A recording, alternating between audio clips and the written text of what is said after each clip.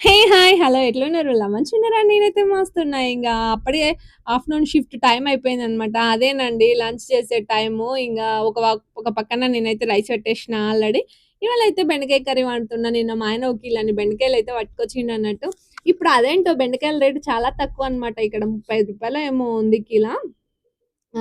అట్లా ఫ్రై చేద్దాం అంటే నేను టమాటా వేసి వండుదామంటే ప్రస్తుతానికి టమాటాలు లేవనమాట. ఇంక సూప్ పెడితే ఇంత పెద్ద గంజడయితది. అది 2 రోజులు తినడం నాతోని గాదు. అందుకనేసి ఫ్రై అయిందనుకో కొంచెం అయితది, జల్దీ అయిపోతది అనేసి ఇంగ ఫ్రై చేస్తున్నా అనమాట. దేనికి ఏమంటారు దీంట్లో పెద్ద మసాలాలు అట్లా ఏం యాడ్ చేయను. చక్కగా సింపుల్‌గా పల్లీలును, కరివేపాకు ఫస్ట్ ఆయిల్‌లో ఫ్రై చేసుకొని పక్కన పెట్టేసుకుంటా అన్నట్టు. తర్వాత ఇంగ ఉల్లిగడ్డ కట్ చేసి, పచ్చిమిర్చి అవి వేగిన తర్వాత అందులో ఇవి వేసేసి కొంచెం వేగిన తర్వాత అల్లం పేస్ట్ వేసేసుకుంటాను. తర్వాత లాస్ట్‌లో కొంచెం ధనియా పౌడర్ ఏస్తాను. అంతే ఇంగ మీ దగ్గర ఉంటే కొత్తిమీర వేసుకోవచ్చు. చక్కగా భలే ఉంటుంది. సో, నేనైతే ఇట్లా సింపుల్‌గా చేసుకుంటా అన్నట్టు. అసలు యూట్యూబ్ ఓపెన్ చేస్తే కొన్ని కొన్ని న్యూసెస్ చూస్తుంటే ఎంత భయమేస్తుందండి బాబు.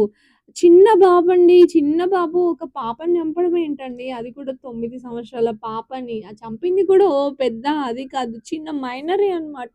అసలట్లా ఎట్లా చంపేస్తున్నారండి?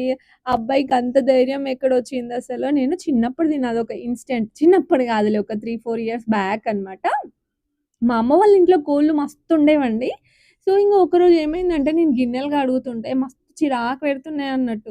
ఊకచ్చి ఏమంటారు అవి ఎగురుతుంటే ఆ నీళ్ళు నా మీద పడ్డము అట్లా 4, 5 సార్లయినోళ్ళ నాకు మస్తు చిరాకనిపిచ్చింది.